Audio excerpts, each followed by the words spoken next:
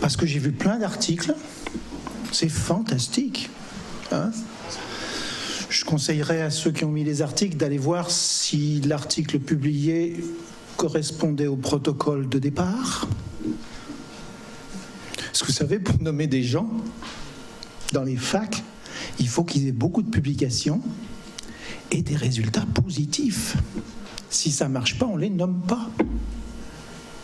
C'est pour ça que j'ai mis un sous-titre. Pourquoi un système, une culture pousse des chercheurs honnêtes, et je vous dirai toujours que la plupart des chercheurs sont honnêtes, et j'en suis très convaincu, à dériver un petit peu. Et on va voir quelques exemples de dérives, et j'en ai pris quelques-uns dans vos disciplines. J'ai un lien d'intérêt économique, c'est que je gagne mon argent en faisant des cours, je gagne ma vie en faisant des cours de rédaction, le reste je ne gagne pas d'argent, mais on a plein de liens d'intérêt. Et si certains veulent... Et moi, je suis de passé, j'ai été beaucoup dans des comités de rédaction de revues. Je suis toujours à Presse Médicale, j'ai été au JAMA aux États-Unis. Puis j'ai présidé des associations de rédacteurs. Je connais l'intérieur des grands journaux, hein, Lancet, JAMA, tout ça. Je connais les gens personnellement. Depuis une quinzaine d'années, il y a un certain nombre d'articles qui alertent la communauté scientifique sur le fait qu'un certain nombre de publications seraient fausses. Alors, vous allez me maudire, parce que comme le rédacteur en chef du Lancet, je pense que la moitié sont fausses. C'est écrit, je vais vous le montrer, et s'il y a des choses que je dis qui vous gênent, vous me demanderez les faits, et on pourra discuter. Et oui, la moitié. Certains disent plus. Je peux les regarder dans vos disciplines, là vous connaissez ces gens, mais ce n'est pas de l'urgence, ce sont des anesthésistes, vous savez, ces gens qui voient défiler des chiffres toute la journée et qui n'ont rien à foutre, donc ils publient. Vous voyez, parce qu'à E3, ils ont eu 300 articles retirés de la littérature pour fraude. À gauche, c'est M. Scott Roben. C'était des antidouleurs de Pfizer où il inventait des trucs. En bas, je vais vous en dire un mot, c'est Joachim Bolt. Vous le connaissez peut-être, des colloïdes ou quoi que ce soit. Hein. 88 articles rétractés pour Joachim Bolt à Heidelberg, hein, un Allemand. Et vous avez Fuji, un Japonais, 183 articles invalidés. Alors, je suis venu vous parler des petits arrangements, mais on va éliminer la fraude, parce que ça, c'est très rare. Et quand ça sort, ça fait du bruit. Joachim Bolt, vous aurez les références si vous voulez, qui publiait un certain nombre de choses sur des colloïdes qui marchaient bien. Il enlevait les effets indésirables, je crois que c'était les cancers de vessie, qu'il enlevait des petites choses. Hein. Quand on a refait les méta-analyses, on n'a pas retrouvé les mêmes résultats si on enlevait les essais de M. Bolt. Il y a même des hypothèses, et vous les trouverez dans cet article du British Medical Journal, qui dit que pendant quelques années, les publications de Bolt ont probablement tué 200 à 300 personnes au Royaume-Uni par an. C'est embêtant hein, quand on fraude en médecine. Heureusement, il va bien, il fait ses courses au supermarché, on m'a dit, quelqu'un l'a croisé, hein, il n'est plus médecin, il va bien, il n'ira pas en prison, il n'y a aucun problème, hein, d'accord ? Non, parce que la fraude en sciences... pas beaucoup de risques, hein, on ne va pas en prison. Hein. M. Fuji avait publié 7000 malades au cours de 30 ans sur des antivomitifs dans des essais. L'histoire de M. Fuji, je n'irai pas dans les détails. Hein. M. Tramer a fait un gros papier là-dessus. Hein. La seule chose qui est étonnante dans M. Fuji, c'est deux choses. Quand il a compris qu'il était pris par les revues d'anesthésie, il est allé publier en cardio, en gastro-entéro, il a continué comme si rien n'était, il n'envoyait plus aux revues d'anesthésie qu'il avait compris. Puis la chose qui est marrante, ça fait l'hypothèse que peut-être certains savaient, 2 fois des guidelines ont été publiés sur le sujet. Le plus gros publiant dans la discipline n'était jamais cité dans les guidelines. On l'avait oublié. Bizarre, hein? On a fait la recherche. Il y a des cardiologues aussi, alors il y a aussi pas mal de cas en cardio, je connais moins les cas. Hein. Certains ont peut-être entendu de ce Hollandais, Paul Derman, hein, qui a des essais qui s'appellent Decrease, vous irez voir, parce que le New England n'a pas voulu les rétracter alors que l'université en Hollande, Erasme, a dit que quand même il y avait des données fabriquées, mais le New England n'étant pas sûr, il laisse les essais. Hein. On n'aime pas rétracter un essai au New England quand même, hein, quand on a son facteur d'impact qui monte comme ça.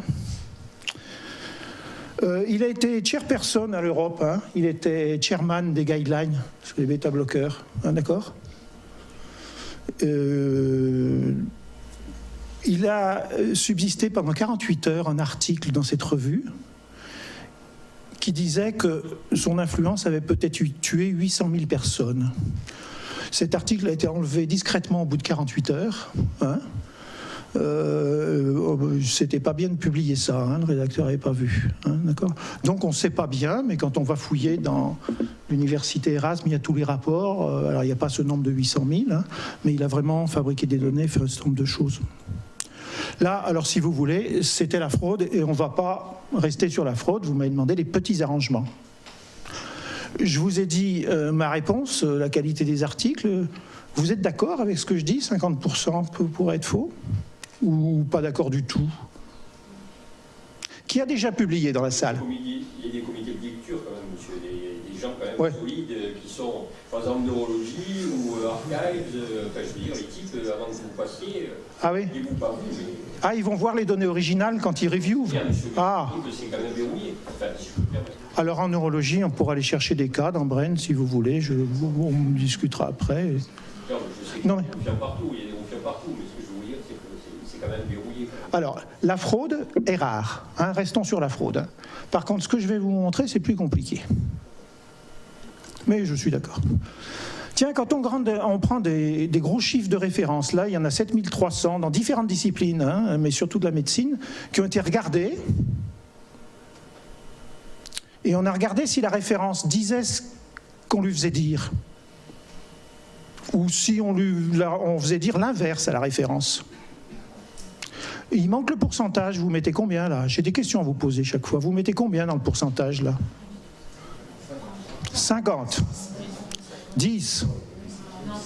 40. 70. Il y a plusieurs études là-dessus. Hein. Vous irez chercher. Dans la moitié de ces 25%, c'est des erreurs très graves. On fait dire l'inverse à la référence. Hein. Ouais, c'est pas grave. Hein. Ouais, parce que de toute façon, le rédacteur, il demande à citer son journal, alors il faut bien le rajouter hein, pour faire monter le facteur d'impact. Hein, on est d'accord hein. Donc, si vous voulez, il y a des choses. Donc, voilà. Les stats, je pourrais vous en passer de partout. Hein. Là, c'est de la psychologie, c'est pas de la médecine. On prend 3200 valeurs de P. C'est en 2008, ça se fait peut-être plus aujourd'hui. Hein. Dans 3 revues américaines, les 3 plus grandes revues de psychologie, et on regarde comment se répartissent ces P, ces valeurs de P, par rapport à la valeur 0,05, qui est la valeur forte, hein, puisque si vous êtes d'un côté, ça ne marche pas, et si vous êtes juste de l'autre côté, ça marche. Alors, comme dans beaucoup d'études, on trouve que dans les publications, il y a surtout du significatif. Et d'ailleurs, ça monte avec le temps. Hein, sur 30 ans, sur 8 millions d'abstracts, il a été étudié que chaque année, ça montait. Il y avait un peu plus de P005, hein, tout doucement. Enfin, il y en a 95% en moyenne de publications qui ont un P dans l'abstract à 0,05. Je répète, si vous voulez le résultat, c'est dans le JAMA. 95% des abstracts, des 8 millions d'abstracts ayant des stats dans PubMed, 95% sont des stats à P0,05 inférieurs. Et ce qui est embêtant là dans ce truc, c'est que certains disent des hypothèses, c'est-à-dire que vous voyez, il y a une cassure là. On pourrait se demander si un 0,053 ne serait pas devenu 0,048 et franchi la barrière. C'est-à-dire il y a quand même un gap, on s'attendrait à quelque chose de plus régulier de toute façon là. Hein ? Hypothèse, hein, bien sûr. Hein. Je vais vous citer des biais comme ça. J'ai pas mis les biais d'optimisme aussi, ou les spins. Vous savez, les spins. Alors, je dis bien, hein, 75% des articles ont des spins. Le spin, c'est qu'on conclut quelque chose qu'on ne peut pas dire à partir des résultats. spin soit dans la conclusion, soit dans le résumé, soit dans la discussion. C'est-à-dire qu'on dit quelque chose qu'on ne peut pas dire en fonction des résultats. C'est 75% des articles, il faut se rassurer. Je vais prendre quelques exemples, certains seront un peu plus longs. Alors on sait bien qu'un chercheur, il examine plusieurs analyses avant de choisir laquelle il va mettre dans l'article. Hein. Il analyse plusieurs trucs, il fait plein d'analyses, et puis il dit tiens, je vais publier celle-là. D'accord ?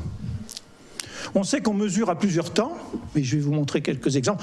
Mesure à plusieurs temps, c'est le cas du Vioxx. Je m'excuse s'il y a des gens de MSD dans la salle, retiré en 2002. Le Vioxx est un anti-inflammatoire, hein. Vous vous rappelez qu'il y a des effets cardiovasculaires d'ailleurs, qui est allé au tribunal. Et le tribunal a dit, pour cet essai dans le New England, est-ce que je peux avoir le protocole ?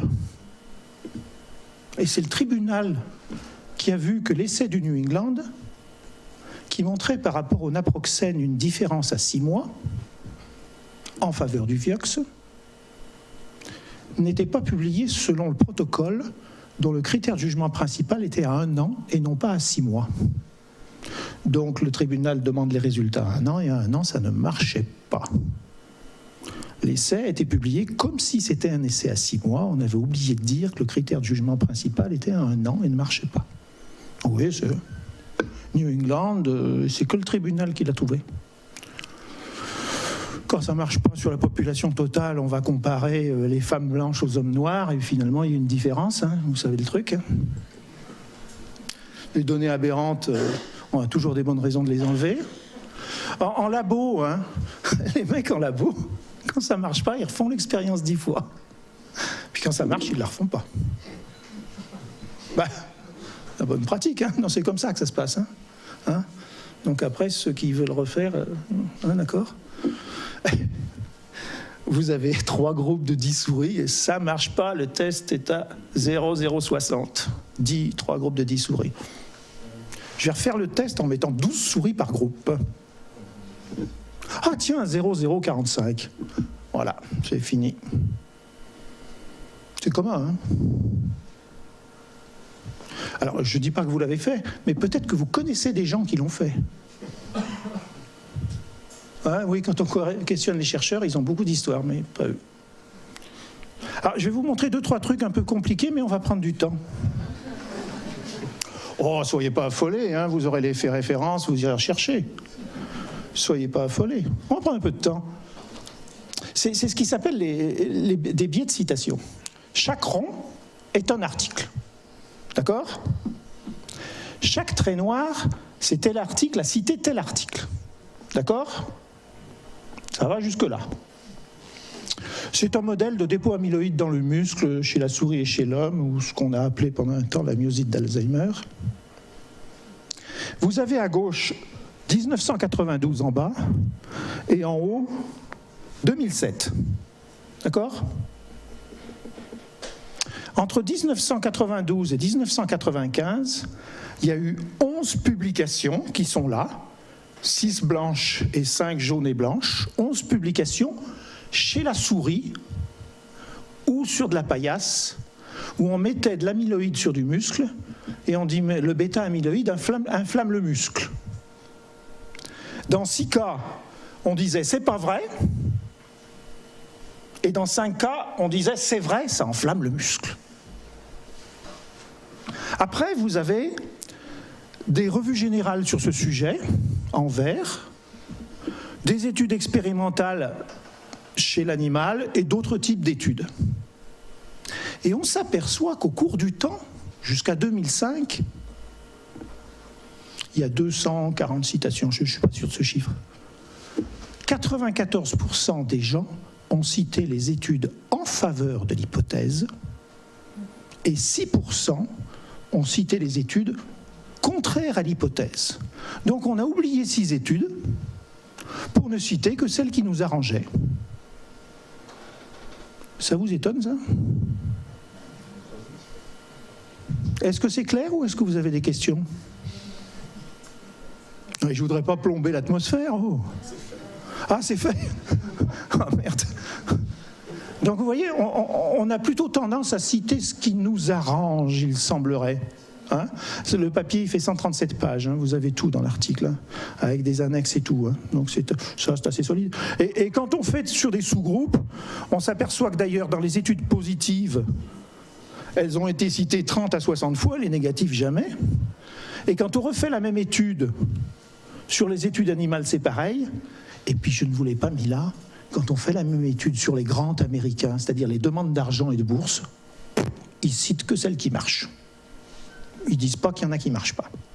Ce qui est marrant d'ailleurs, quand on reprend les 5 études positives qui sont là en bas, et qu'on les relit aujourd'hui, alors c'est difficile, hein, on les relit 15 ans après, 20 ans après. Hein. 4 de ces 5 sont classés d'autoritaires. C'est-à-dire 4 de ces 5, on n'est pas très sûr qu'on puisse tirer la conclusion en fonction des résultats qu'il y a dans l'article. Vous voyez ce que je veux dire ?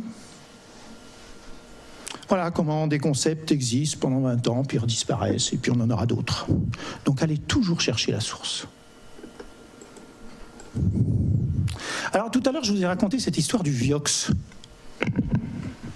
publié à 6 mois comme ça marchait, sans dire que le protocole était avec un critère de jugement à 1 an, et ça ne marchait pas 1 an, tout ça, hein, d'accord. Le New England, protégeant son truc. Hein. Donc ça fait peur aux rédacteurs de revues. Oh putain, on publie des trucs, et c'est pas vrai. 2004, toutes les grandes revues, et maintenant ça tombe dans les revues de spécialité, vous voyez, 10 ans après ou 15 ans après, on dit nous ne publierons des essais que si nous avons accès au protocole et si le reviewer peut voir le protocole. 2004. Ça paraît normal, non? Ça vous choque, ça? Alors des Américains se sont dit on va voir s'ils font ce qu'ils écrivent et ce qu'ils demandent. On prend les 10 meilleures revues de chirurgie. Alors là, vous êtes Lancet, New England, compagnie. Les 10 meilleures revues de chirurgie, Surgery, British Journal of Surgery, Annals of Surgery, et les 10 meilleures revues de médecine, New England, compagnie. On prend les années 2007 à 2012. On se dit, ils ont demandé en 2004, on va leur laisser un peu de temps, on va voir si en 2007 ils le faisaient. Et on cherche tous les essais randomisés, contrôlés, de chirurgie. Alors, c'est plus compliqué, hein, les essais de chirurgie, on ne va pas rentrer dans les détails, là. On en trouve 327 publiés dans cette période-là, dans ces 20 revues. Et on se dit, est-ce qu'on peut avoir le protocole ? Puisque tout le monde dit qu'ils vont donner le protocole. Alors, soit par les revues, soit en écrivant aux auteurs, et après quelques efforts, ils ont quand même eu 152 des 327 protocoles. Alors les mecs qui disent je le donnerai, ils ne le donnent pas? Non. Alors vous savez ce qu'on va faire? On va prendre ces 152 protocoles et on va les comparer à la publication. Alors je sais que vous êtes un peu fatigués, mais je vais vous demander de remplir les cases où il y a les pourcentages. Alors voilà ce qu'on va comparer entre le protocole et la publication. Le critère principal de jugement du protocole n'était pas dans l'article. C'est une faute. Hein. Le critère principal de jugement de l'article n'était pas celui du protocole. C'est une autre faute. Variation du critère principal pour favoriser un résultat statistiquement significatif. On peut changer, vous savez, le critère composite, qui avait 6 éléments dans le protocole, et dans la publication, il n'y en a plus que 4. Petite chose. Le critère principal de jugement dans l'article était un critère secondaire du protocole. Le critère secondaire, il devient principal. C'est pas bien non plus, hein, on est d'accord? Non? Ou vous trouvez qu'on peut faire? Hein, c'est pas très bien. La mesure de critère de jugement principal dans l'article n'a pas été faite au moment décrit dans le protocole. C'est cette histoire Vioxx qu'on vient de voir. Le critère principal de jugement du protocole est un critère secondaire de l'article. Allez, tiens, vous mettez quel chiffre? Le premier? Oh, ce que vous voulez, quel est le plus fréquent, et voilà. Et quel est le moins fréquent, tiens. Alors, quel est le plus fréquent, quel est le moins fréquent? On va se poser cette question. Alors, le moins fréquent, c'est le premier.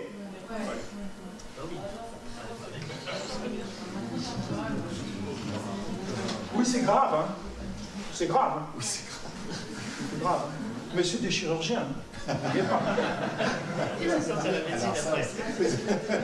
Oui, j'ai la médecine après. J'ai la médecine. Et alors le moins fréquent? Les chiffres varient de 5 à 22%. Je vous donne déjà une échelle. Alors on mettrait 5% en haut. D'accord. On met 22% où? En bas? Ouais, en bas. Vous en êtes pas loin.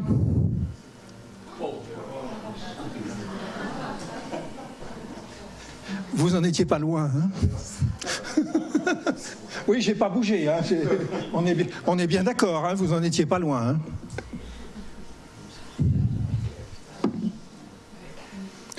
Alors, heureusement, si on l'avait fait sur les 150 protocoles Manche-Camp, ça aurait peut-être tout changé, hein, et ça serait peut-être bien meilleur. Hein, les 150 qu'on n'a pas eu étaient peut-être parfaits et il n'y avait pas besoin de vérifier. On peut faire cette hypothèse, hein, d'accord? En gros, 50% des articles tenaient pas la route. Même chose. Tiens, ça va être publié bientôt. Vous avez le lien, vous avez toutes les données là, hein, tout ce que vous voulez. On se dit, ce vieux truc de 2007, c'est des vieux temps. Hein. 2015, 2016, on a changé. Puis les meilleures revues, elles ne jouent plus à ce jeu-là. Hein. Alors, elles ne jouent plus à ce jeu-là en ce sens que les grandes revues, maintenant le protocole il est sous un clic obligatoire. On n'a plus à le chercher. Donc dans cette période-là, ces revues, et essentiellement Lancet et New England, ont publié 67 essais randomisés contrôlés. Au total, hein, d'accord? On a les 67 protocoles et vas-y que je te les compare à la publication. Alors, je considère que c'est parfait quand la publication contient tous les critères du protocole, quitte à ne pas en donner les résultats et en expliquant qu'on ne met pas les résultats du critère secondaire 3 parce que. D'accord, hein? Donc, combien d'essais, d'après vous, étaient parfaits et tous les critères du protocole étaient rapportés? Allez-y. 20. 2. 5. Vous êtes devenu très sévère et vous allez commencer à me faire peur. Hein? Alors, on va faire 67 moins 40. Il reste un nombre d'essais pour lesquels on va voir quels critères de jugement du protocole n'étaient pas dans la publication et quels critères de jugement dans la publication n'étaient pas dans le protocole. Silently added. D'accord? Ça va, c'est rassurant, hein? Donc, en gros, 6 critères oubliés. En moyenne, 6 critères ajoutés qui n'étaient pas dans le protocole. D'accord? 67 moins 9, 58. On écrit aux revues. Il n'y en a que 18 qui ont accepté de publier une lettre. New England ne voulant surtout pas que ça se sache. Ça va, ça vous rassure? Alors, ce qui est rassurant, c'est qu'il n'y a pas que chez l'homme. Alors, je ne vous ai pas montré les lignées cellulaires cancéreuses dont 20% sont fausses, et ça, il y a des données très fortes hein, dans les publications. 20% des lignées cellulaires hein, sont fausses. Hein. Vous lisez un truc dans le Lancet sur une lignée cellulaire du cancer du poumon, c'est peut-être de la vessie. 20%. Là, regardez chez l'animal, alors je ne vais pas rentrer chez l'animal, vous avez des références, hein, c'est Nature, hein, d'accord? Il y a une maladie qui s'appelle la sclérose latérale amyotrophique qui est difficile à traiter, ça vous le savez. Les lignes vertes, là, bleues, pardon, sont des articles chez la souris montrant l'efficacité sur la survie d'un modèle souris sclérose latérale amyotrophique et avec les médicaments, créatine, Celebrex, thalidomide et tout. D'accord ? La survie est quand même augmentée de 10 à 35% chez la souris. Dans les 9 cas, on a initié des essais chez l'homme. Sur les hypothèses, hein, c'est normal. Hein.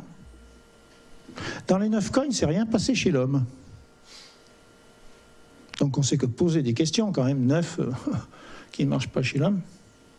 On s'est dit on pourrait refaire les 9 études souris dans le labo qui a décrit le modèle sclérose latérale amyotrophique souris en même temps avec des méthodes carrées. On a trouvé les résultats noirs.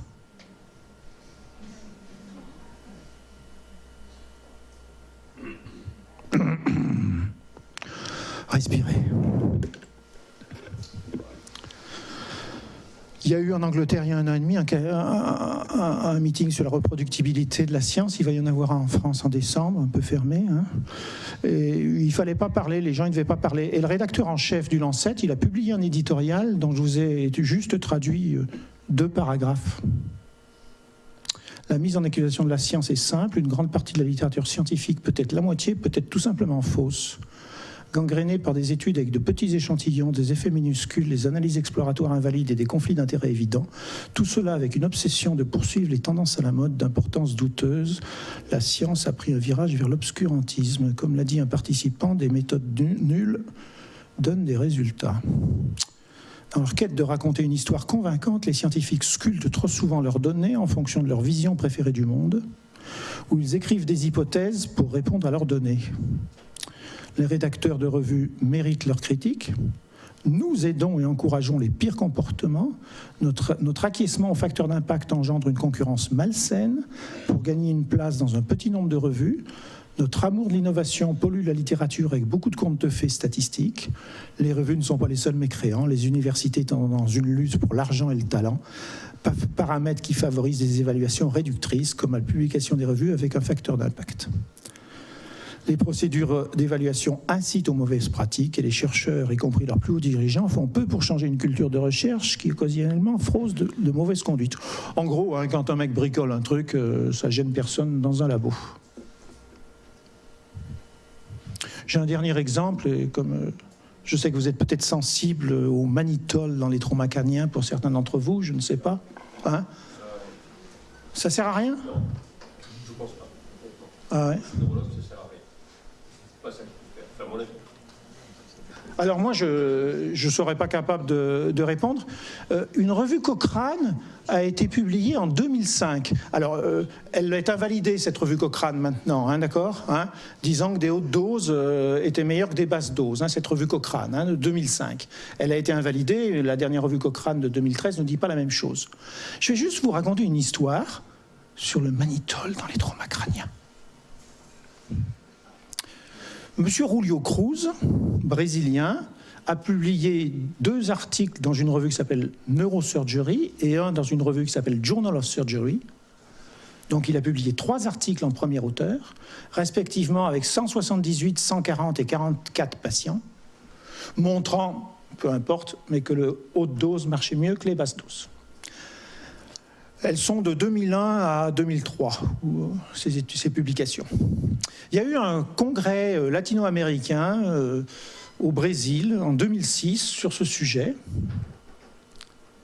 Et alors, pendant le congrès, au Brésil, il y a 2 mecs qui parlaient et qui disaient « C'est bizarre, on nous parle de ces essais de Cruz dans la méta-analyse, parce que la méta-analyse avait 7 essais, dont les 3 plus importants étaient de Cruz.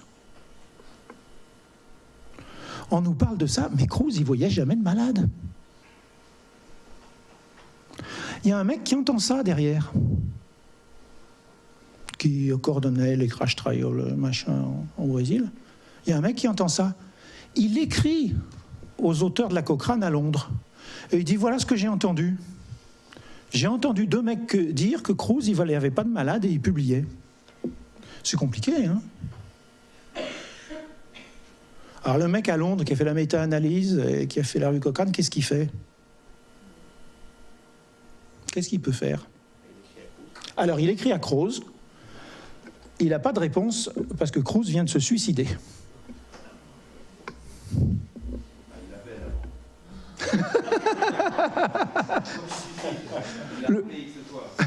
Oui, et il répondait pas. Donc Cruz suicidé. Alors il y avait des co-auteurs, hein, vous avez vu. Monsieur Minoja, Okushi et Facco, hein, 2 Italiens et un Japonais. Alors non, on écrit aux co-auteurs, et vous avez certains mots des emails de co-auteurs, et tous les co-auteurs répondent « Ouais, Cruz, on le voyait en congrès, on discutait, on en parlait de partout. » Puis quand les articles étaient acceptés, ils nous appelaient, et ils nous disaient « Je sais ce que je peux mettre ton nom ?» Moi, je suis au Japon, en Italie, j'ai jamais vu de malade, puis il n'y en a pas eu en Italie, hein, de malades, ni au Japon. Hein. J'ai jamais vu les malades. Hein. Et vous avez signé? Ouais. C'est un plaisir. Au moins de signer, ils l'écrivent même. Hein, d'accord. Donc il y a des mecs qui signeraient sans voir les données? Ça n'existe plus, ça, quand même. C'est quand même embêtant. Hein? Alors, le dernier auteur dit la même chose. Alors, qu'est-ce qu'on fait? Donc maintenant, il y a des mecs qui racontent qu'il n'y avait pas de malade. Les co-auteurs disent, bah nous, on a signé, hein, d'accord? Qu'est-ce qu'on fait? Alors, on écrit à l'université où signait Cruz. L'université répond gentiment, on a fait les recherches dans tout notre payroll et tout. Cruz n'a jamais été employé chez nous.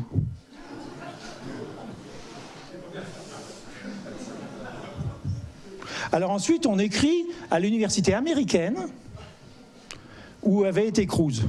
Les Américains, brut de fonderie, on a cherché les archives et tout, mais de toute façon, comme Cruz touchait que les souris et pas les malades, c'est difficile qu'il ait publié. Hein?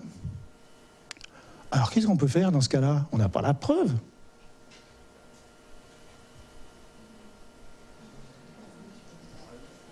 Alors on demande aux co-auteurs, puisque vous êtes dans cet état et qu'on a ça, est-ce que vous voulez demander aux revues de rétracter les articles, de les invalider? Qu'est-ce que disent les co-auteurs? Il y en a un qui écrit au nom des trois, oui d'accord, il y a des problèmes et tout, mais alors faire retirer l'article, c'est quand même embêtant. Hein. Il faut qu'on l'enlève de notre CV, après, ça va faire. Hein. Finalement, les Anglais, ils écrivent aux trois revues, et en disant, est-ce que vous pourriez publier ce qui s'appelle un expression of concern, des doutes, et juste une petite lettre qu'on a des doutes. Alors il y en a une qui répond, on avait fait un éditorial, ce qui est vrai, qui était très critique, et ils disent qu'il fallait faire attention, ça suffit. Et les deux autres disent, non, non, pas de preuve.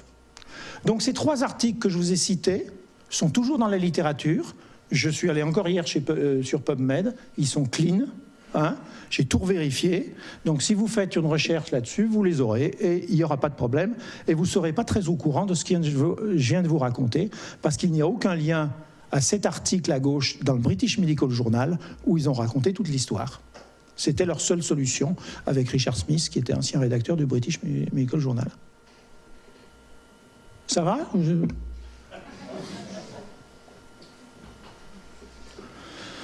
Donc, jugez ce que vous voulez de la qualité des articles. Hein.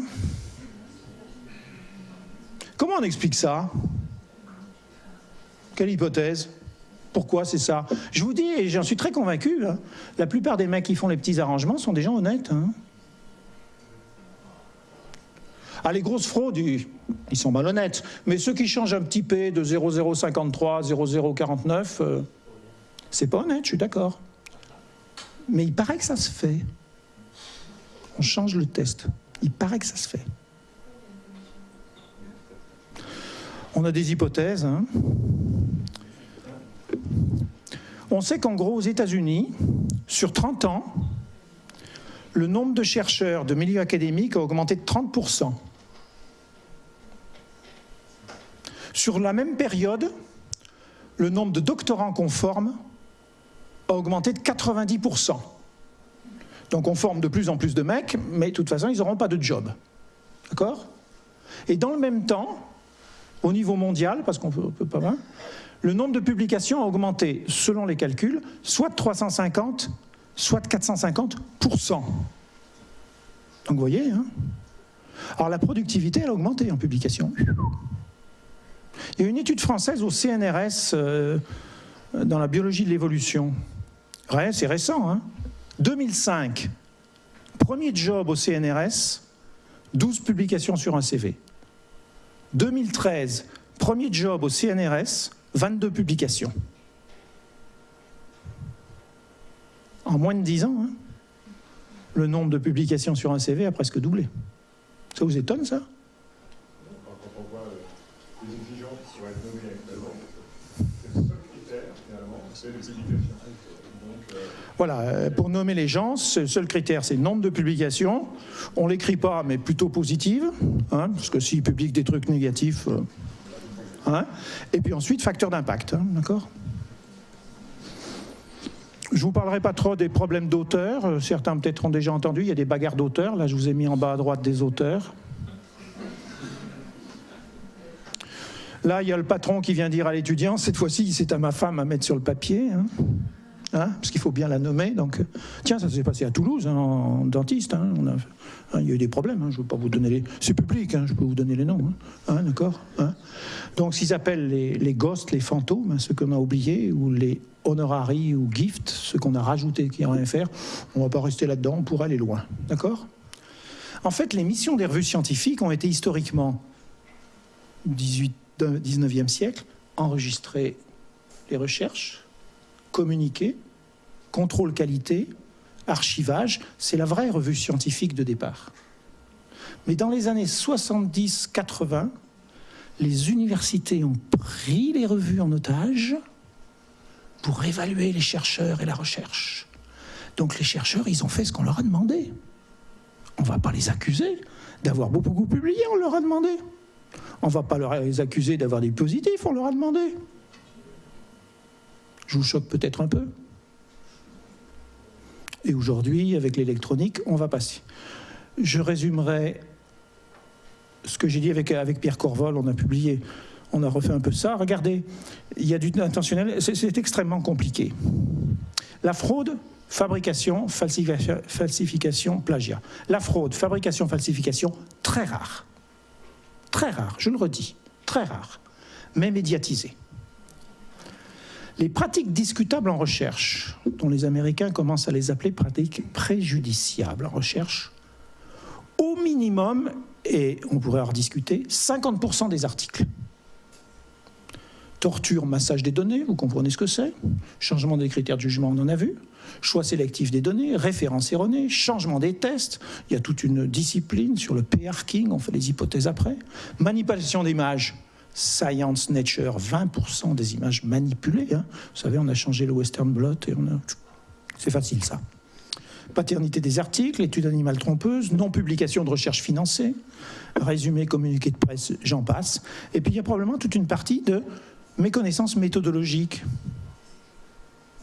J'étais au congrès d'intégrité de la recherche en mai. En introduction, on avait une petite pièce de théâtre d'un quart d'heure où c'était l'étudiant qui arrive dans un labo.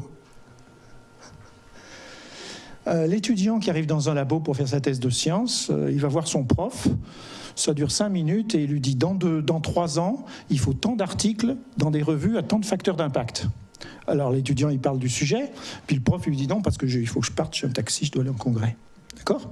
Et le prof passe tous les 6 mois, voir où ça en est, puis tous les 6 mois, il regarde que juste le tableau Excel avec le test stat, c'est juste qu'il regarde. Hein. Il regarde. Tiens, si tu cliques là, ça marche, non ? Ah, l'étudiant, il reste comme ça, puis il dit, je suis encore un congrès, je suis obligé de partir. Donc en gros, les étudiants sont mis dans une situation où on ne leur demande plus un sujet à travailler, on leur demande un nombre de publications dans un certain délai. Qu'est-ce qu'on pourrait pour améliorer ? Alors là, il y a des tonnes de guides. Il y a tout ce que vous voulez sur bien conduire la recherche pour être intègre. Il y a les déclarations de Singapour, et je vous l'ai dit, il y a des congrès. Vous avez tout ce que vous voulez, tout est bien fait. D'accord ? La France commence à bouger un petit peu dans ce domaine, puisque vient d'être créé un office d'intégrité scientifique, mais il a fallu 3 ans de négociation. Avec M. Corvol, on a fait un rapport là-dessus. La France, ça fait 10 ans qu'elle ne bouge pas, hein, d'accord, hein. Grâce à M. Mandon, il y a une petite ouverture, puisque la ministre précédente ne voulait pas entendre parler de ça, elle s'appelait Madame Fioraso, et comme la vice-présidente recherche de Grenoble était prise dans des plagiats monumentaux, Madame Fioraso n'allait pas commencer à parler d'intégrité, hein, d'accord. Et ça, c'est public, hein, d'accord. Donc voilà. Est-ce qu'il faut faire de la science lente ? Il y a un gros mouvement qui s'appelle DORA, hein, qui dit qu'il faudrait évaluer la science différemment, enlever les facteurs d'impact. Et il y a des revues qui ne touchent plus les facteurs d'impact. Je vous ai cité eLife tout à l'heure, n'a plus de facteurs d'impact. Il y a des grandes revues qui n'ont plus de facteurs d'impact, hein, et qui ne veulent plus, hein, donc il se passe des choses. Hein. Ça va demander encore 15 ans. Je vous remercie, je vous laisse lire ces 2 petites réflexions, et merci.